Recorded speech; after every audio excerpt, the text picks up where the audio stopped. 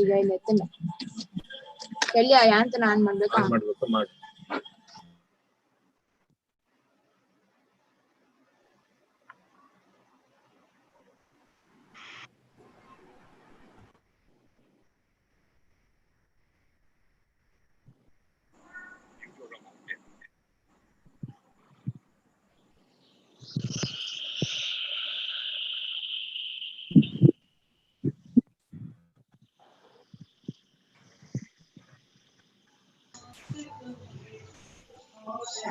Hey, already quite.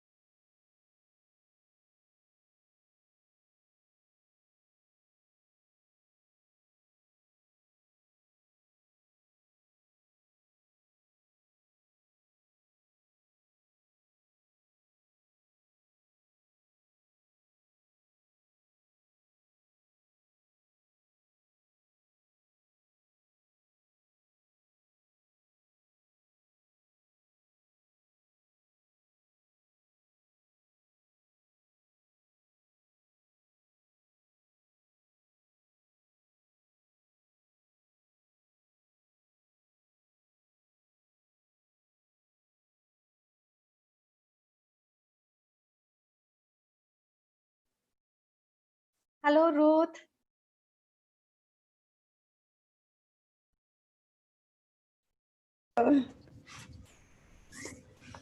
Very good morning to you.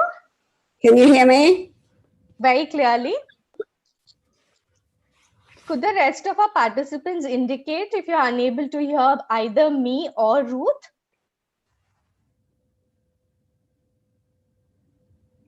You can indicate in the chat box, please. If it's clear, great.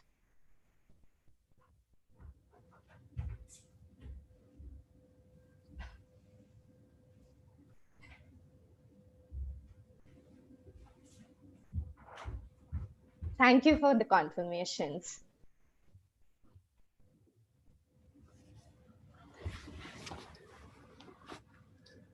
That looks like a lovely, bright, sunny morning for you there, Ruth.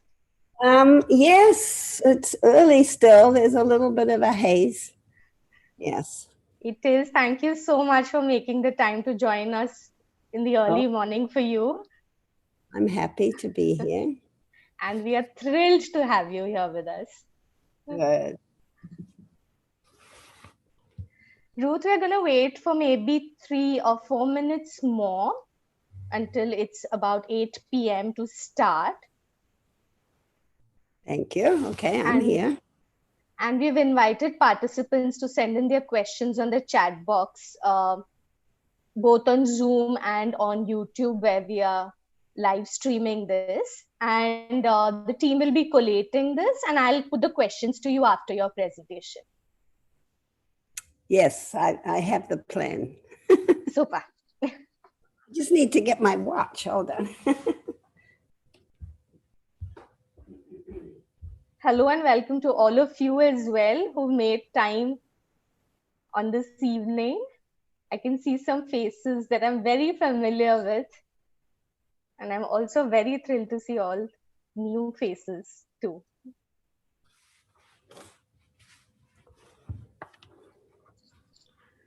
Seema, can you indicate to me when like 20, 25 minutes, please?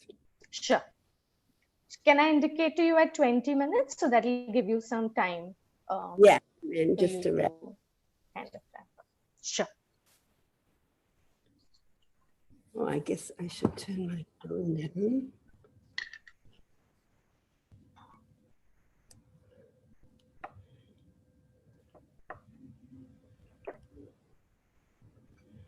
There we go. It's very quiet here. This is the last days before school starts next week. So I think everybody is enjoying their sleep-in today.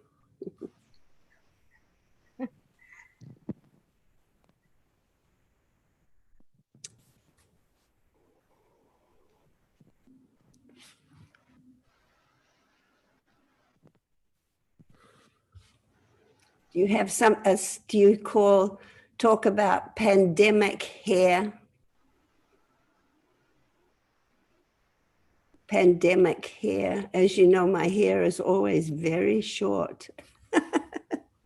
And now I have. My internet is a little bit patchy, so you might see me going on and off my video. Oh, okay.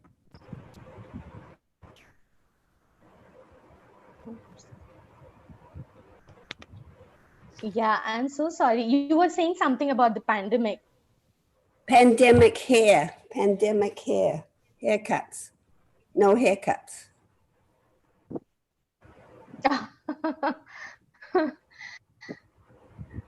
Join the club, Ruth.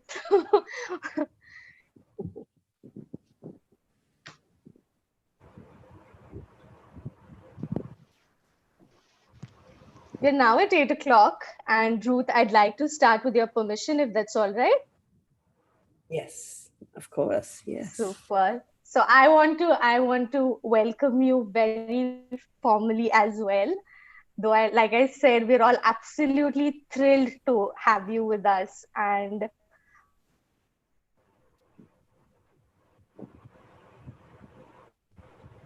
right where we are. And so I had given myself 5 minutes to introduce Ruth, and I realized what a ridiculous plan that was, because it will take me far, far, far longer than that to introduce Ruth. So I'm just going to share how Ruth is our mentor. She's our teacher, and she's our guru in every sense of the term. And when I say we, it's we, all of us here at Parenting Matters, who are bringing this In Conversation with Experts series to all of you. We've been working with parents for 16 years now, and we were very, very blessed to have Ruth come into our lives about 5 or 6 years ago when she came down to Chennai to train us. And now we are certified parent educators thanks to her guidance. And Some of you here are familiar with the work that Parenting Matters does with parents. And you can find out more about our work, our resources, workshops, and courses that we offer on our website. And we also have a Facebook page called Parenting Matters India, where you'll find a host of resources. An Instagram page you can follow. The handle is @parenting. Has a website as well. It's called ruthbeaglehole.com. And she has an Insta channel, which I just found out about. So I think that's super impressive, Ruth. And do check out her Insta channel @Ruth Beaglehole. And so Ruth is the founder of the Center for Nonviolent Education and Parenting. And she's an absolute ally and activist for children. And she is one of the greatest supporters of parents. She is joining us today from Los Angeles. Morning for her. So again, thank you so much, Ruth, for that.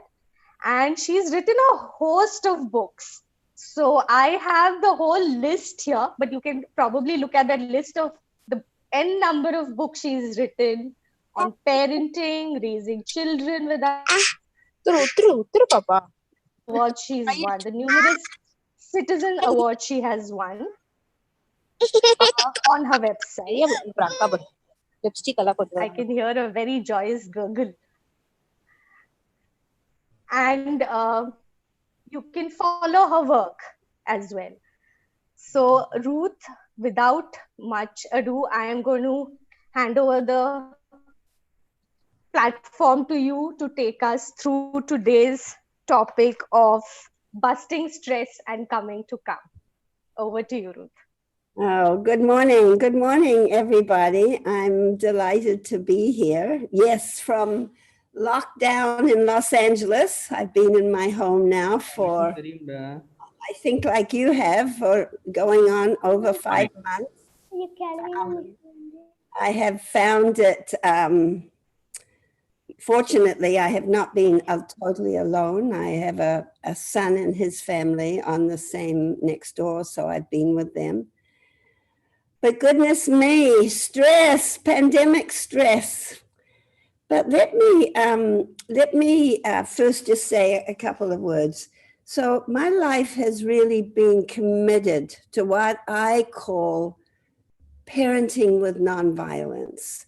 And I want to just talk for a minute where that concept of nonviolence sort of came from and leads me. So, you know, my journey to where I am today is really based on my own childhood.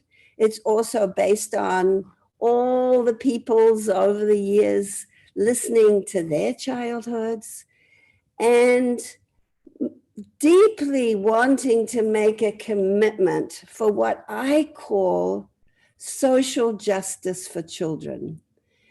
And meaning wanting to support families to break the cycle of violence so many of us have had, whether it be childhood violence, adult violence, wanting to reflect and know that we can work with the present generation of children, whether at home, at school, in our communities, that we can work to deeply honor and respect the body, the mind, the heart of children by how we interact with them.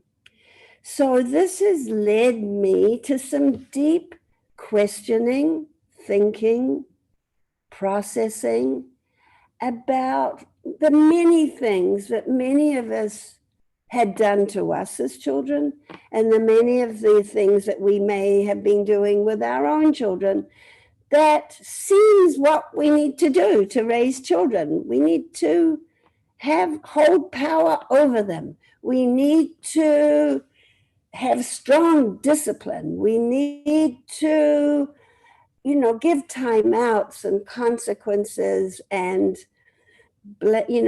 threats and all rewards.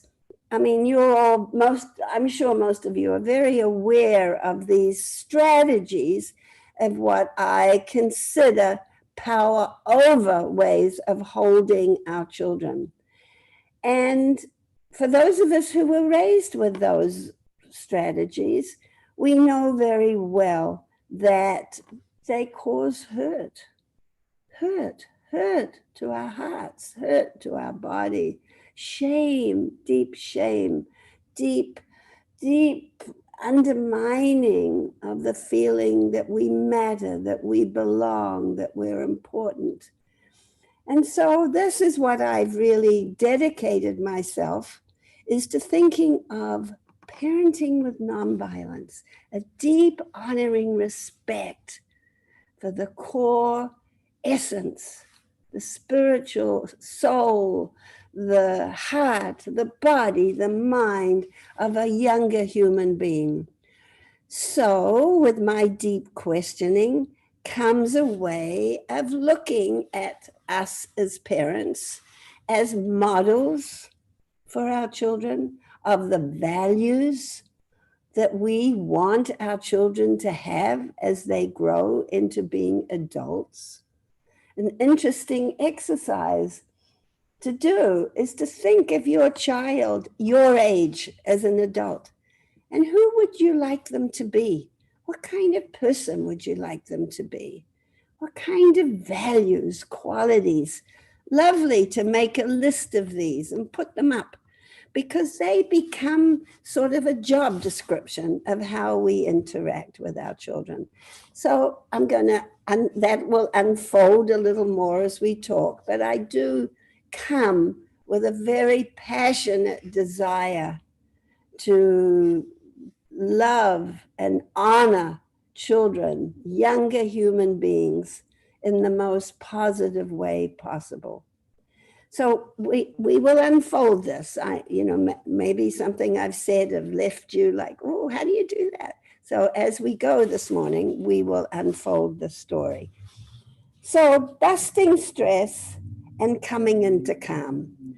So stress is usually a word that has a lot of negativity. Oh, so much stress, it's so hard. But let me just pause for a minute to talk about positive stress. I would say that maybe during this pandemic time, we're going to talk about the weight of the heavy stress, but maybe some of you will have had some opportunity to feel a stress or that's led you to feel motivated with family connections, family support, some creativity, maybe has come from being at home with your children. So let's not forget that stress, we need a certain amount of stress, positive stress, to motivate us, right? To get us moving. Oh my gosh, there was a little bit of stress for me going to bed last night. Would I wake up in time this morning? Oh, I better set my alarm so I'm up on time. That was motivating stress. Yes, I was worried a little bit about whether I would sleep in, but I thought I was looking forward to this. So I felt motivated. So I got up in time, made a cup of tea. It was a motivating stress. So let's remember that maybe some of you have found a motivating stress that you have actually valued having during this time. But I do want to talk about all the stresses that have been, maybe you've been carrying on your shoulders through this time. And stresses are really hard, aren't they? It's really hard to feel that, oh my gosh, the kids are home, schooling stress, maybe economic stress, maybe family stress, maybe how do I get the grocery stress? I want you to, I'm just going to pause for a brief moment for you to just bring up into your mind maybe 4 or 5 stresses that have been really alive for you. And if you would like to put them in the chat so I can be told what's there. What are the 4 or 5 weight stresses that you've been carrying during this time? This is called being a stress detective. Be a stress detective. So I'll pause for a minute while you be your own stress detectives to think about what are the 4 or 5 major stresses that you've been carrying. Managing kids' expectations. Homeschooling, yeah. Tantrums, yes. Yes. Big feelings. Yes. Oh, anxiety. What if your parents fall sick and you can't reach them? Totally. Being angry. Family stress, working from home. Oh, absolutely. Managing kids during home office. Oh, setting limits and holding those lines first. Absolutely. Kids being online all day. Oh my gosh. Kids disobeying. Yes. Well, thank you for those. Children's big feelings, no stress busters, too much screen time, lack of a sense of order, feeling a loss of connection with young teens, adjustments of all being at home, kids too loud within the closed home, locked in at home all the time. So if not staying, if not here. Okay, I hear it. I hear it. I heard. Yes. Oh, yes, I hear you. My own health, taking care of ourselves and running a home. Yes, economic stress. Yes. Oh, chores after chores. Thank you for that list. So one of the things I'm going to do right now is put out to you my empathy hands. So empathy is such an important practice in this work. I'm hearing always my own health, sitting at home for months, chores after chores. I'm hearing you, and I'm letting what you've said fall into my hands, and I'm holding them with great tenderness. I'm not wanting to take them away. Oh, come on, get over it. You just have to get used to this. This is not that bad. I'm not going to do that. I'm not going to dismiss your stresses. I'm not going to negate your stresses. I'm hearing them, deeply hearing them, and deeply holding them and pausing for a minute to say, I hear you. I hear you. I read you. I read you. So many stresses that are there's just not easy. Well, if you just did this, if you could just da, that's not helpful because you're all, every minute of the day, doing the best you can. And to be parenting maybe multiple children with all of these stresses inside you is totally, well, it's one of the hardest things you'll be doing. And to do it through pandemic, where many of the supporting structures that we rely on, schools, playing outside, being with family, caring for each other in family, are not possible. So the aloneness for many of you, carrying this huge burden of so much that you've put out here. So I'm going to suggest that you actually make a list for yourself of these stresses. I want you to take the time, pause after our time together, and acknowledge your stresses. Because probably you have many more than what's just put down here. When they get locked in our bodies, when they get locked in our hearts, what happens is we lose our self-love, we lose our self-empathy, but more than that, we lose our calm. We lose our calm. Our threshold for for blowing up becomes much shorter. So maybe you could put each of your stresses on a card. Maybe you'll put them find a little place in the house. Maybe put some photos of your kids. Maybe ask them to put their stresses on and sort of create a little focus point in your house. So you can walk by, see these stresses, breathe through them, acknowledge them, and really know that this is alive and this is very deep. These are very deep in our bodies, in our hearts, in our minds, in our souls.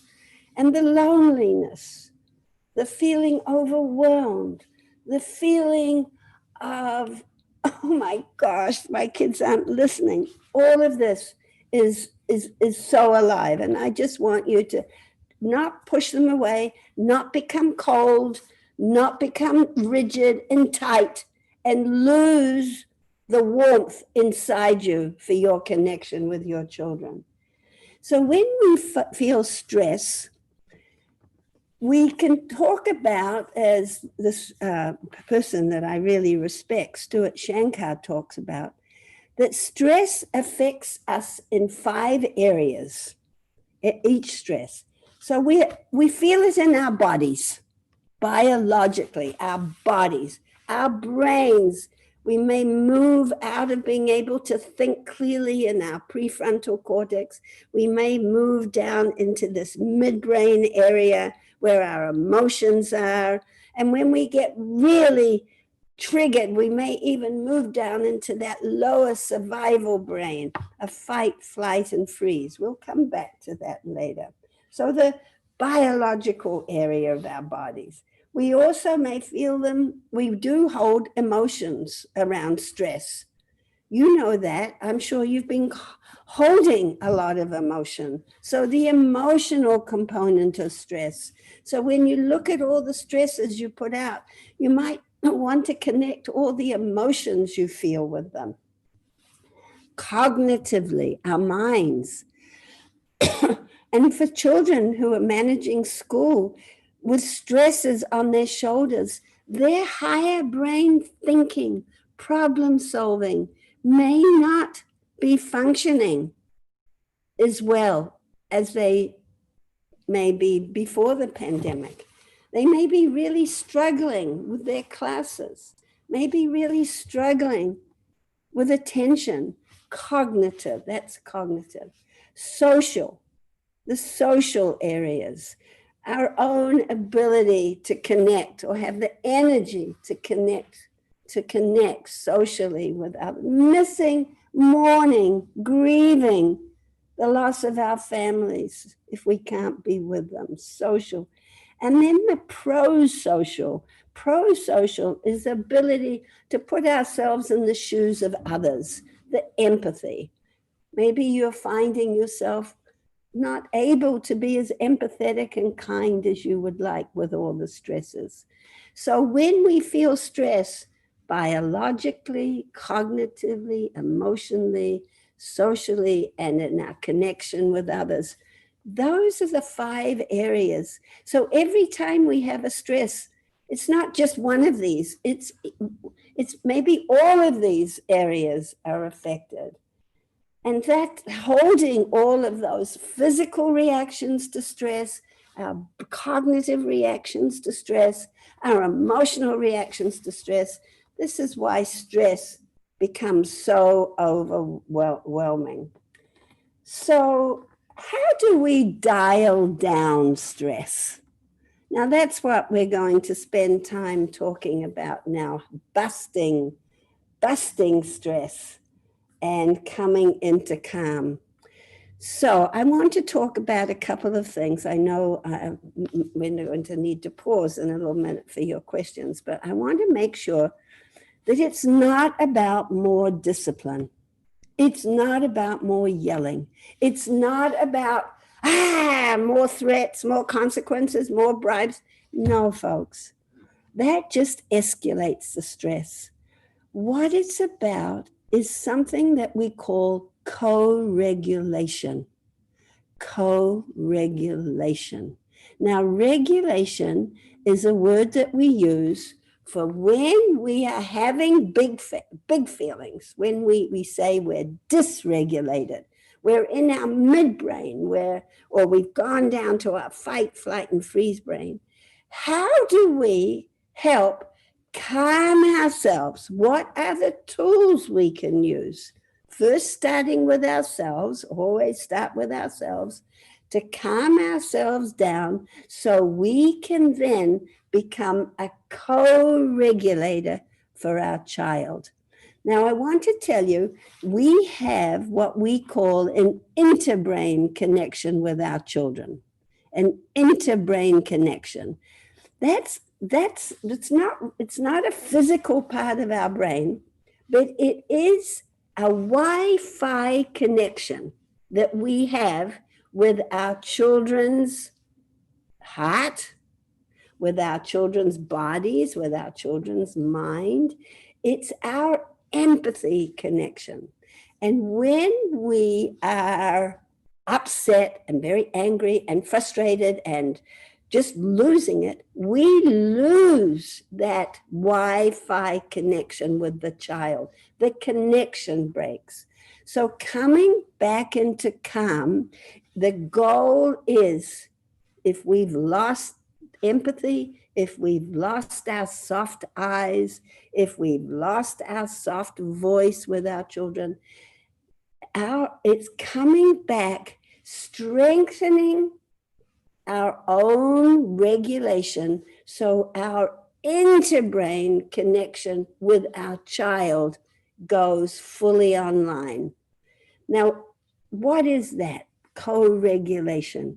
Co-regulation is, for me, as the parent, this is the question, what helps me calm down? What helps me calm down? One of the ways again, I talked about being a stress detective. We need to be a regulation detective. Try to figure out, what is it that helps you calm down? Some of us may have strategies that are not so good. Maybe we eat a lot. Maybe we use alcohol. I don't know. Some of these strategies, some of us use screaming at our children. It's not effective, but that's how our dysregulation comes out. So to think about, for you, what actually helps you calm down? One or two things. Do you feel it so intensely in your body that actually you need to do some jumping jacks, or do some skipping, or do something to move energy in your body? Do you feel it so emotionally that you just cry, or you find yourself yelling? What can you do to calm yourself? Do you need to wrap your hands around yourself and just give yourself a hug? Do you need to think about putting something on, a shawl, or something that is soft and soothing to you? Do you need to get a cup of tea? Do you need to get some water? Taking that pause. Now, a pause doesn't mean 5 minutes. A pause can be a very powerful 4-breath sequence. Just breathe, breathe, breathe. Breathe in for 4, hold for 4, breathe out for 4, pause for 4. Finding some way to self-regulate yourself, because it's only then you become a co-regulator with your children. It's very easy, can be a co-dysregulator, but how do we move to being a co-regulator? And when we're a co-regulator, we're actually showing children through modeling how I'm going to calm down right now. I'm feeling so overwhelmed right now, children. I need to just take a minute. We are modeling for them. And that's the skill you're going to use with them. When they get dysregulated, you're going to talk to them about what they need to regulate. Conversations about regulation. What helps us calm down? What helps us soothe our brain so we can move away from, we call it, from being in our red brain to come back to our higher brain. This is the practice of this philosophy. So I'll pause now, see me, and I'm sure we'll We're at 25 minutes now, Ruth. So if you want to add some more before we start questions, or we can take questions however you'd like that. Well, let me just say that some connection, I want to give you this little thing to think about. Connection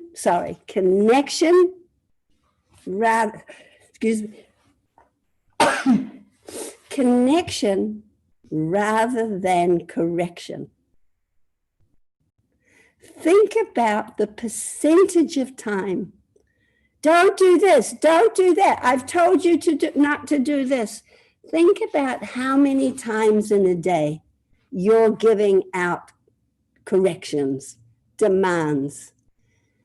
And, with a lot of the stresses that you felt, that you put down, I can imagine that you're spending a lot of time giving demands and orders, and they're not very effective, are they? They're not very effective. My children don't listen to me. I've told them 10 times and they're not listening to me. Children get overwhelmed by that. Actually, the listening part of their brain does shut down, because you all know, if maybe from your own childhoods or from your adult life, having somebody nag at you all day long, your survival strategy is to turn them off. I can't hear it. And so often when we are doing that with children, they turn off to us.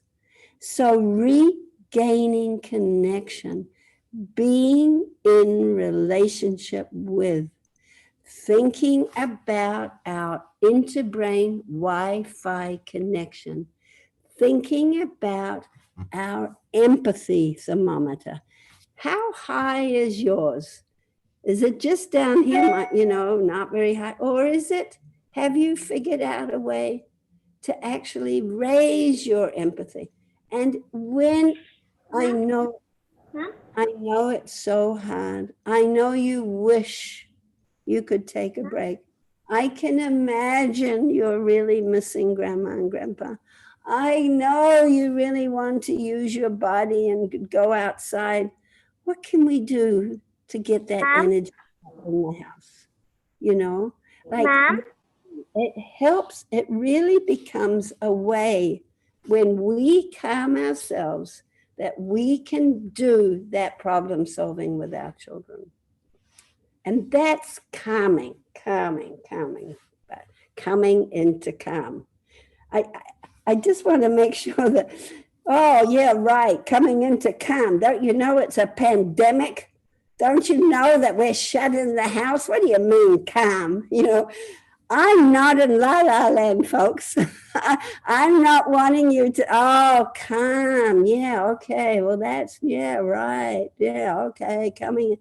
This is one of the hardest things you'll do every day, folks, is to regulate yourself so you can co-regulate your children. None of us do it well. You will still lose it. We all are right now. This burden of stress is so great in our bodies and our emotions and our brains. I'm not talking about becoming a perfect parent. I'm thinking about how we can become a little more connected. And as you practice this, it does become easier. It becomes easier. And before I turn it back to you, Sim, I want everybody to remember the practice of repair. Please, when you do find yourself dysregulated, when you do find yourself saying things that are hurtful to your children, maybe at the moment you are so stressed you don't realize it. But I do want to strongly urge you, and it can be scary to start doing this, to take a few minutes whenever you can to reflect. Where did I keep my interbrain Wi-Fi connection strong with my child today? Where did I lose it? Where did I just not pause enough to take care of myself and maybe said things, maybe yelled, maybe even physically hurt my children? Stop, reflect, come into yourself. Unmuted. I was so overwhelmed at that moment. Wow. I am so sad for my little girl that sits in me, my little boy inside me. I just repeated something that happened to me in my childhood. But you know what? In the morning, I'm going to start the day with a repair. You know, yesterday, I really yelled at you, didn't I? I lost my ability to calm myself, to pause. I can imagine that hurt. I can imagine that might have hurt your heart. Maybe I said something that shamed you. It's a way for us to model coming back, taking responsibility. Because any of you who are raised in the dominant paradigm where things happen to us growing up and no adult ever came to us and took responsibility for blowing it, didn't take responsibility for the way they hurt us, we know that accumulates inside us and leads our heart to be very sore and pained and often very disconnected from our feelings. So busting stress, coming into calm, it's not la la land. It's hard work. It's the practice of regulation and the practice of awareness. So thank you, Simi. Thank you, Ruth. Shall we start with some of the questions that have come in already? Of course. So one question, a theme that seems to be coming out is, what is the easiest way for us to regulate? What are the strategies that will help me? How will I know what is best for me? Yes. Yes, a very important question, because being a regulation detective is a matter of trying to discover what is it that soothes you? What is it that calms you? I can't tell you what it is.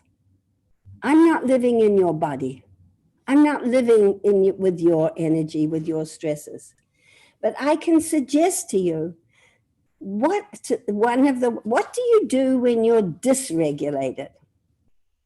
So maybe you're a screamer. Maybe you're a screamer. Maybe you hold all kinds of energy. Maybe you notice that your jaw goes really tight. Maybe you notice that your teeth grit. So regulating for you is going to be something about how to calm that. Maybe when you want to yell, maybe you're going to go la la la la la la la la la. Maybe you're going to release that tension in a different way. Maybe it's going to be drinking some water, chewing. I have one grandchild who's an older teen now, and he's still, give me some ice. And he just chomps on ice. You know, he has a lot of energy in his jaw. Maybe it's finding what releases that tension. Maybe you're kinesthetic. Maybe you feel it in your body. And boy, that hand wants to go up and strike your children. Or maybe you want to pull their hair. Maybe you want to pull their ears. Maybe you have, you know. And if you have, I want you to go back and have a conversation and repair that. So it's physically. So maybe you need to do some jumping jacks. Maybe you need, I don't know if you have a stretchy band, you know, those stretchy bands. Release it, release it. Maybe you find music coming, maybe visual, maybe it's, you know, that little place I told you, maybe you're at a little altar or a little place where you've put up those words of stress. Maybe you can, you know, put a photo of your children there and just walk by that and take some breaths. Maybe if you, I don't know, you probably don't have access to flowers right now, but sometimes something in a little vase or paper flower that you can make, that you put there. These are different ways. It takes a moment, and then it takes time, and then you try it. Maybe some of you, as I mentioned, it's being wrapped in a shawl. Maybe some of you, it's you need to walk around the house, go in another room for a few minutes. Find what it is for you. You know, it's some people like to, I don't know if you can get those little mints. Some people find a mint in their mouth. Some people find chewing gum is regulating. I mean, you know, so I'm hoping I'm letting you know that it's a process to discovery for yourself. And what might work one week, the next week it might not.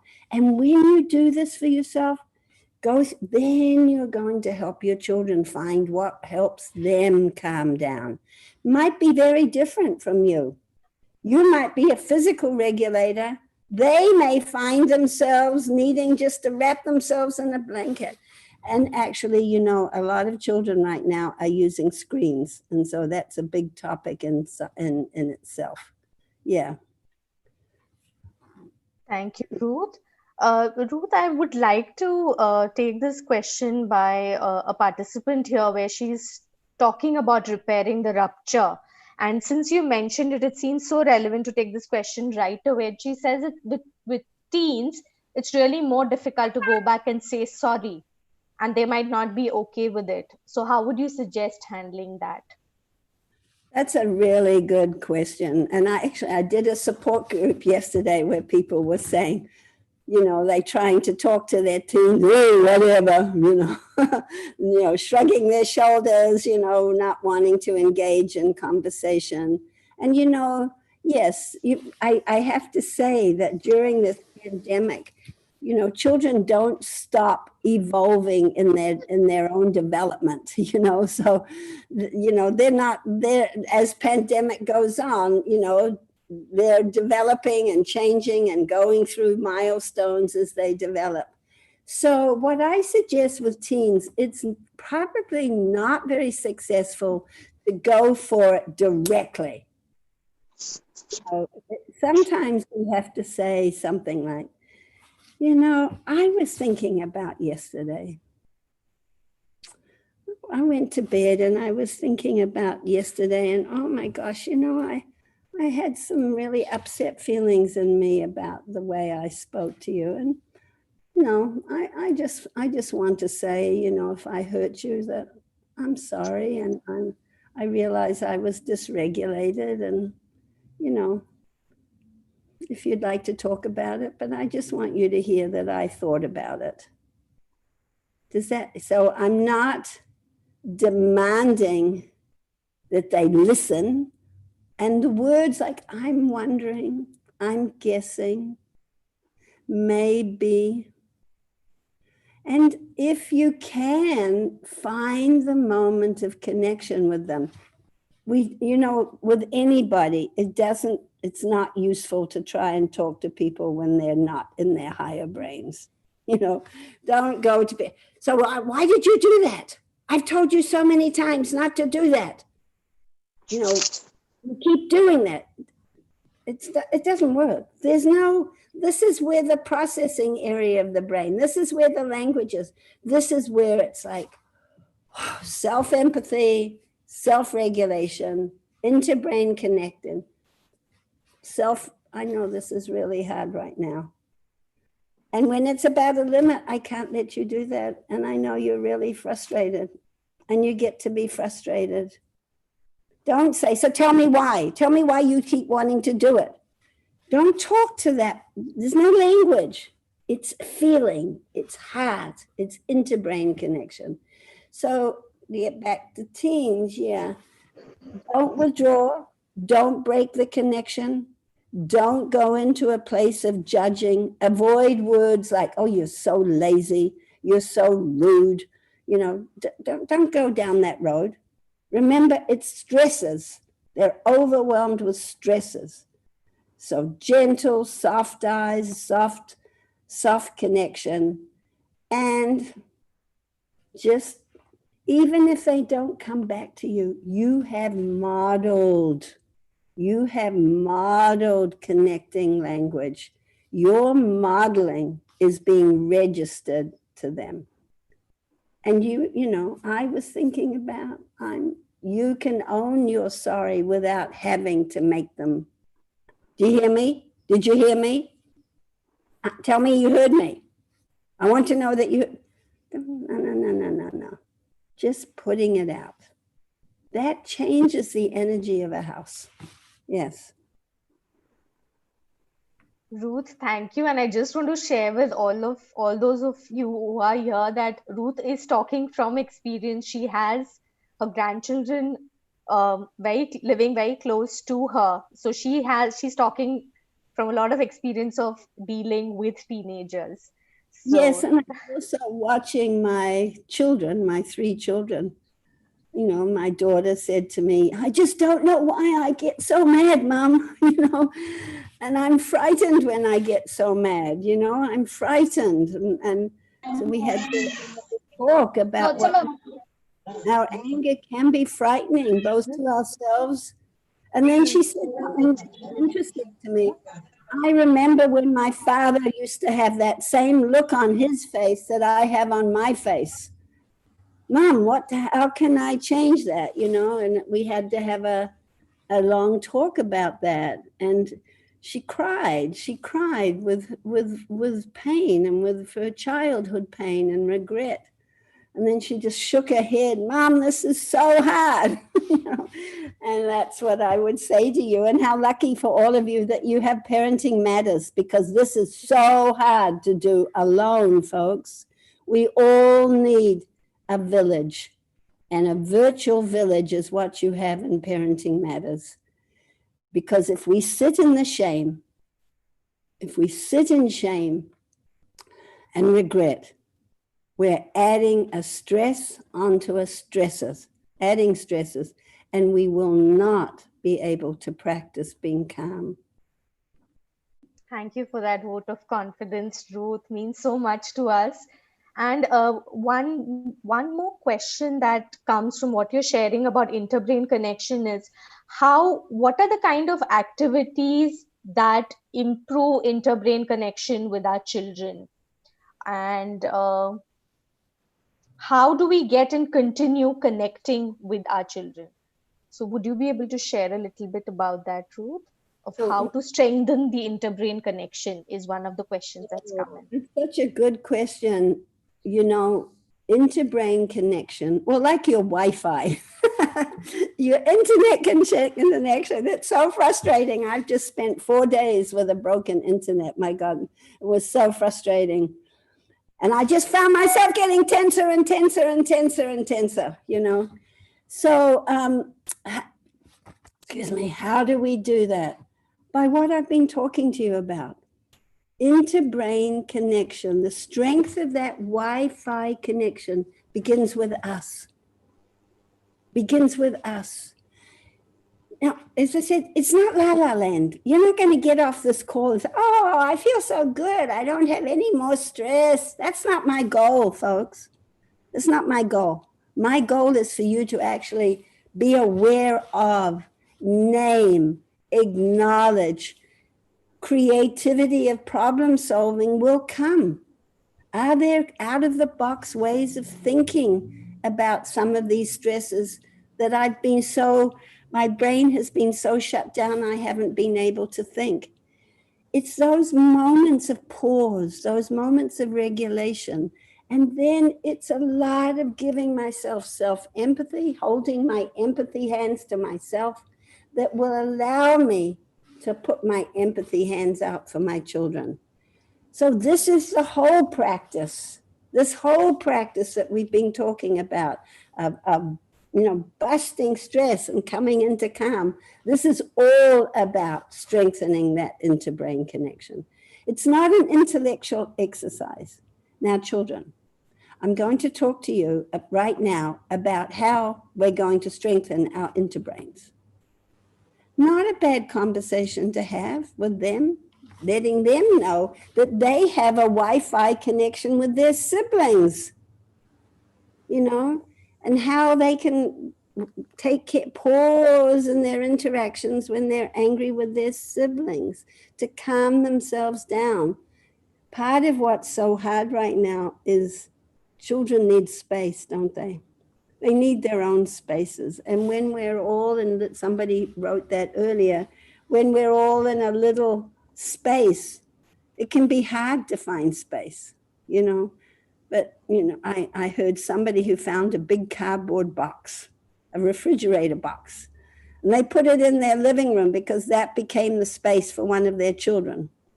Other people have put have a beanbag or a special chair. And when a child is in that space, that's their regulating space.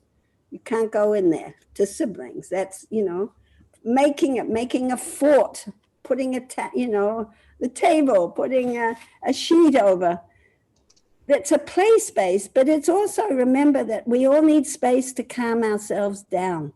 Finding that space. Yeah, so I think, okay.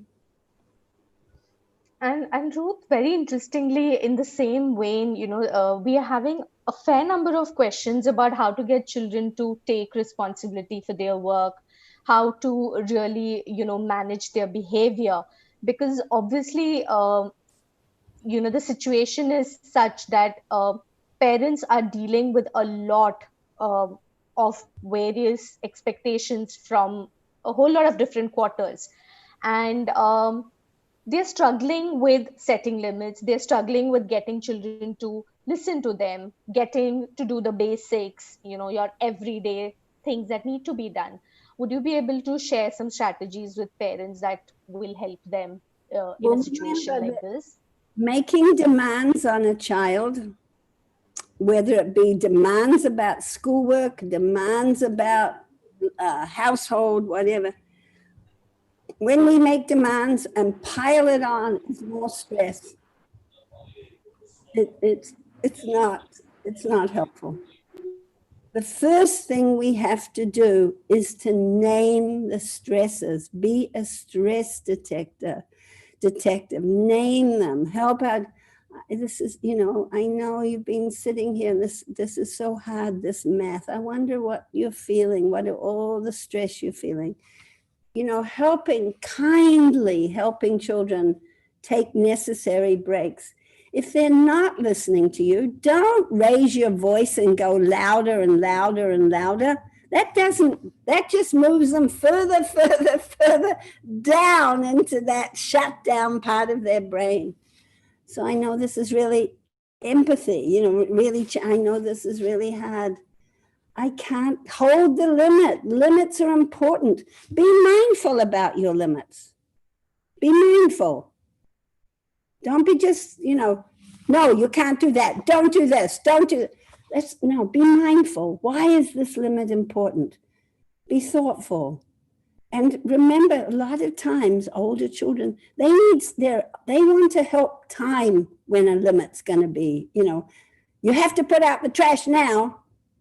Now, Well, for sure, they're not going to do it. I'm wondering this, you've had a family meeting, you've talked about the cooperation you'd like in your family, the way you want to support, how hard this is for everybody, the support from little children to big children, how they can all contribute. And then you help them problem solve, not from a stressed brain, but from a open brain. We call it being in our green zone, our higher brain zone, where we can think and problem solve.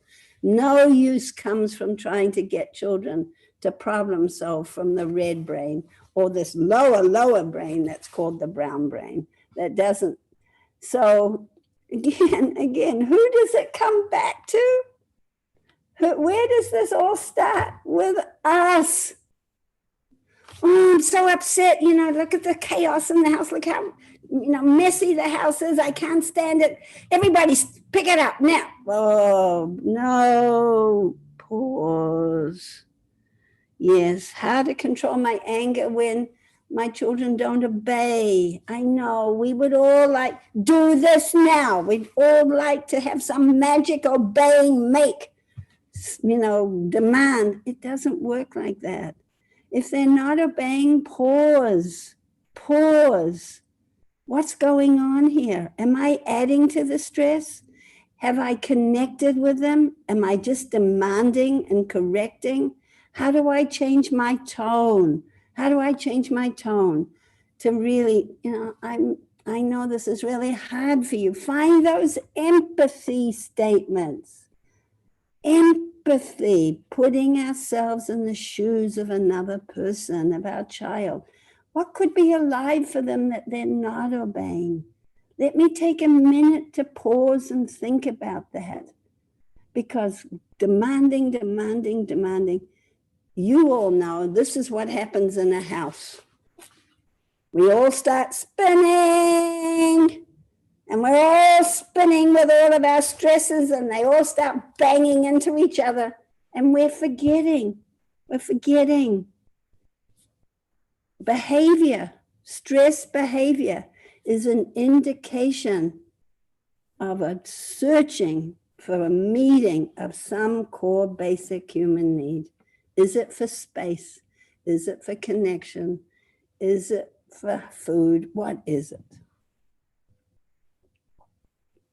So Ruth, I'm understanding that you're saying that a lot of behavior that we see in our children, which may upset us, bother us, or seem inappropriate to us, are actually demonstrations of stress behaviors. Yeah. And we need to identify, be stress detectors as to what is it that is stressing them out, try and help them with that, take a pause, regulate ourselves if we need to before we help our children. And that will really help both the child and us. Yes, and remember, somebody's asking, how do we get children to practice calming down? This is the modeling you're doing. This is a culture change in our family.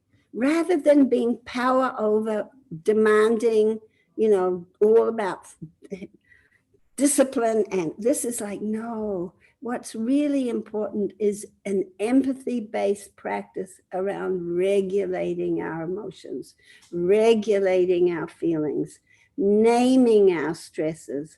Me with my interbrain connection. Maybe my child isn't even aware how stressed they are, but I see it in their behavior. I see it. Their behavior is, somebody had mentioned, tantrums, which is a flooding of big feelings. They're showing it to us through the way they're. So don't go to trying to correct the behavior. You cannot do that. If you do that one more time, there's going to be consequences. You just escalate it. What we need to do is, wow, you've got big feelings in your body right now. Oh, such big emotions. Remember all those areas of stress, biological, emotional, cognitive, social, ability to connect with others. And you become a stress detective. You become a calm detective, regulator detective. You are a narrative coach. You're holding the story of the pandemic for our children.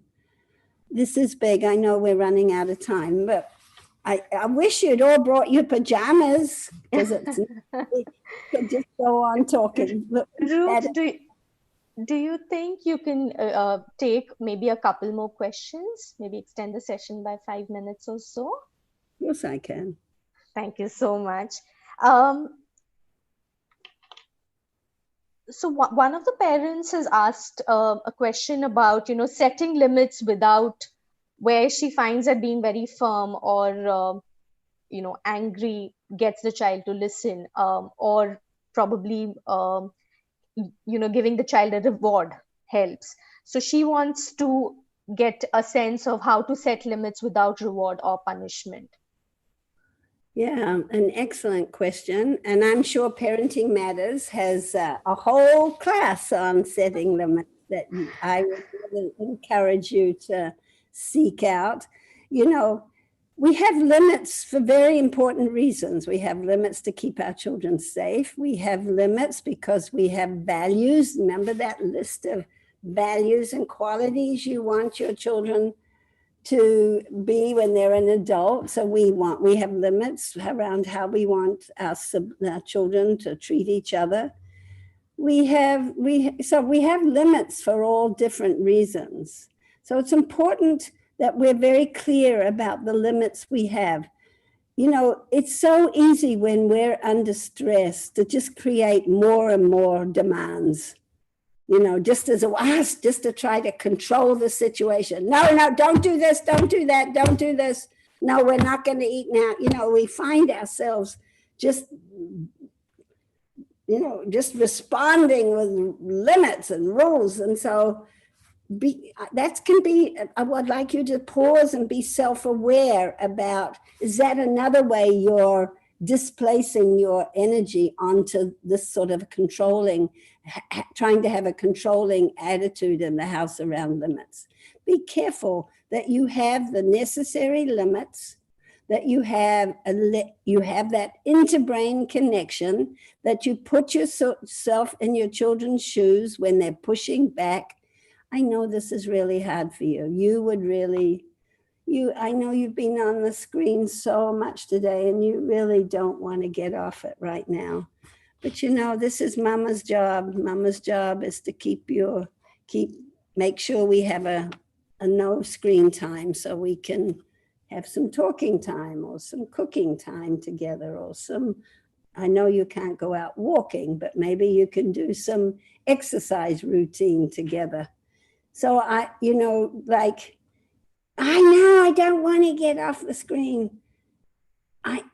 It's sometimes when children are pushing back, it's really hard to hold the limit.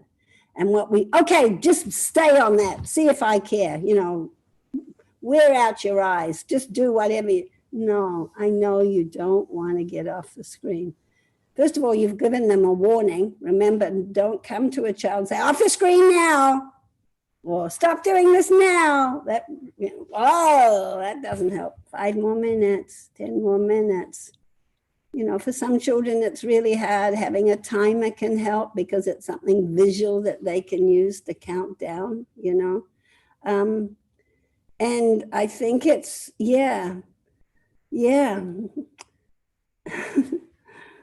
it's, limits can create stress. So be very thoughtful about the limits, a lot of empathy and a lot of holding emotionally. And when children are upset and angry, don't respond to their emotional reaction to stress by saying, stop crying. I gave you warning. You just have to listen. That doesn't help. That loses that Wi-Fi empathy connection. Just sometimes you have to be a broken record. I know this was really sad for you. You really wished you could. I know you get to be upset. You get to cry. Yeah. Ruth, 2 questions, and these are the last 2 questions for this session.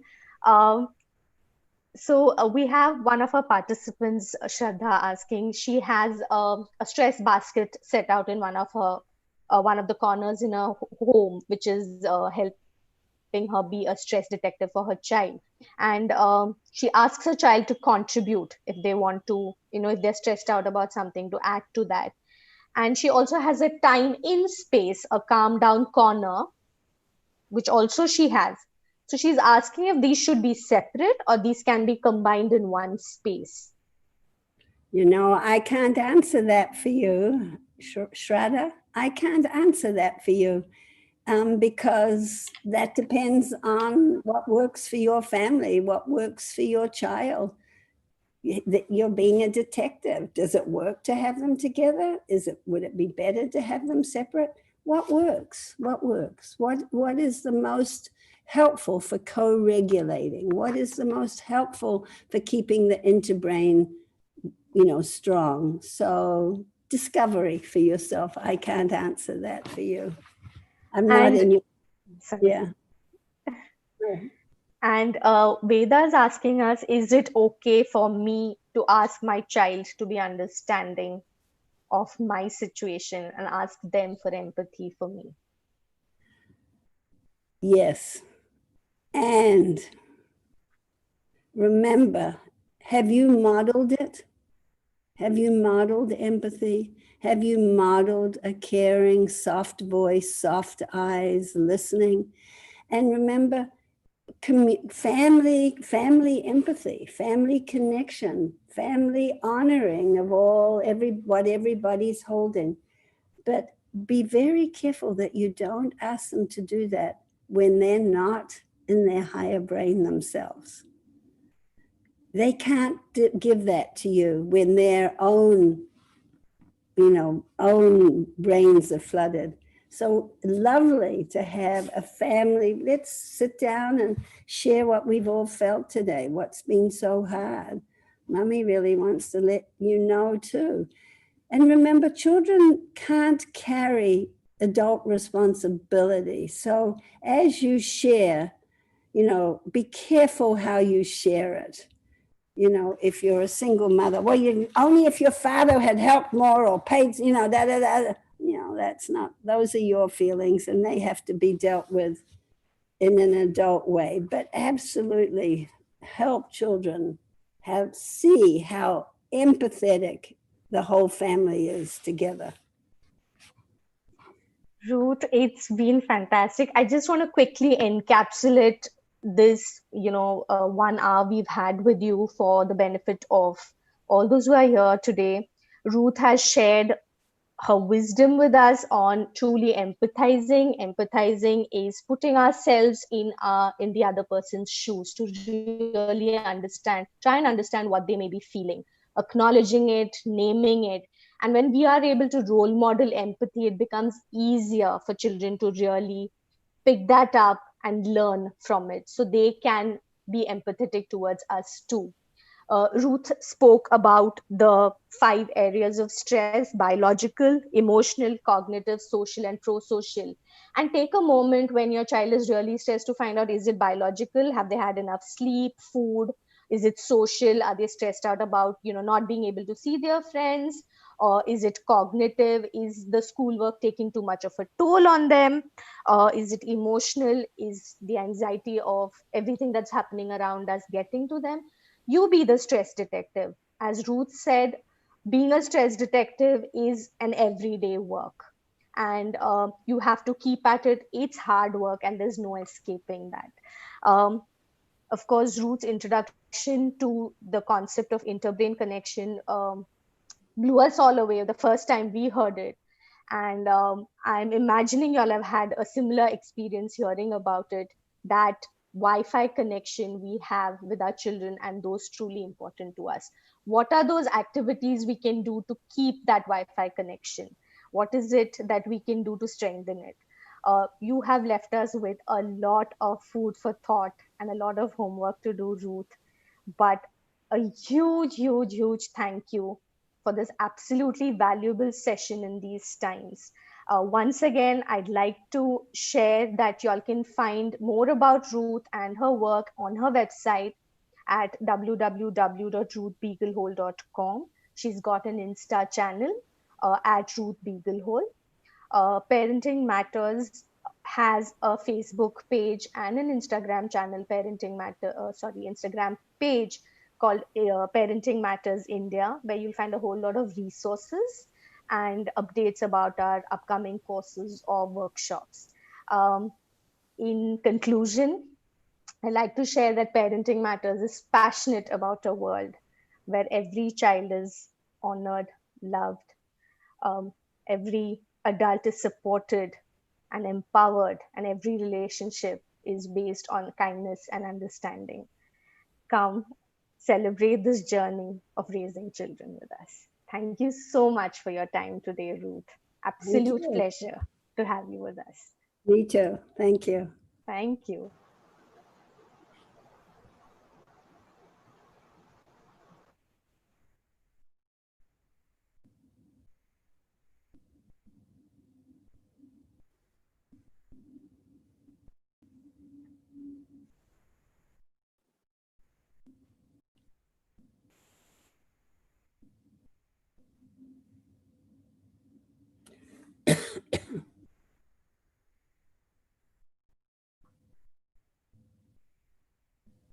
Lots of messages of gratitude pouring in for you, Ruth. Yes, Sunita.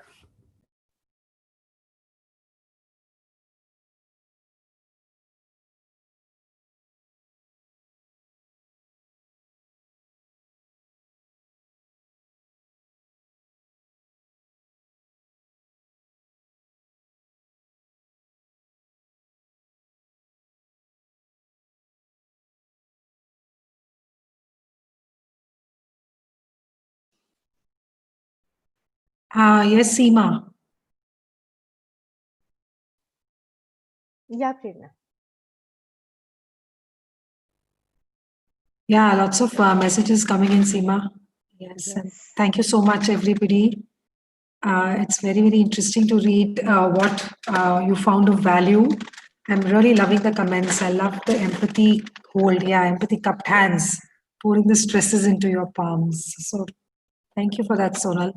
Seema, if you could just engage a little bit and Yes. a few minutes. Absolutely. If you all have any,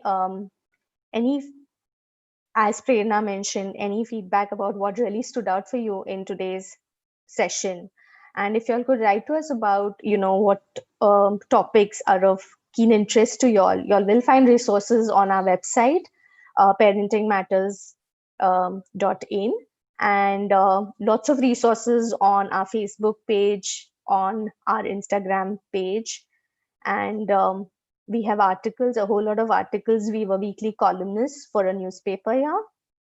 So y'all can find articles on a host of topics. And y'all can always write in to us or message us. Y'all can choose to be part of our WhatsApp database, where we'll be sending resources and updates on a regular basis. The number for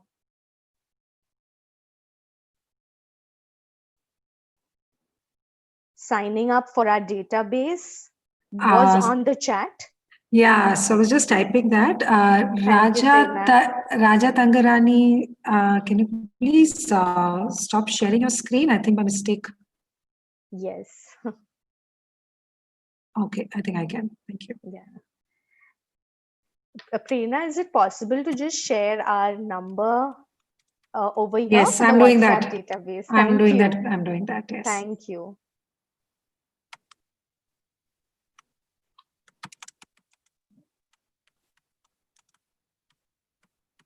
And thank you very much for the schools who shared this with their parents and offer their parents this opportunity to engage with Ruth. Thank you very much for that. Thank you, everyone. With that, it's a close, and we hope to see you next month again for our In Conversation with Experts series. We have an interesting lineup, so keep watching our Instagram and Facebook and website, or if you want to be in touch with us, and we hope to see you next time. Thank you. See you all next month. Bye-bye.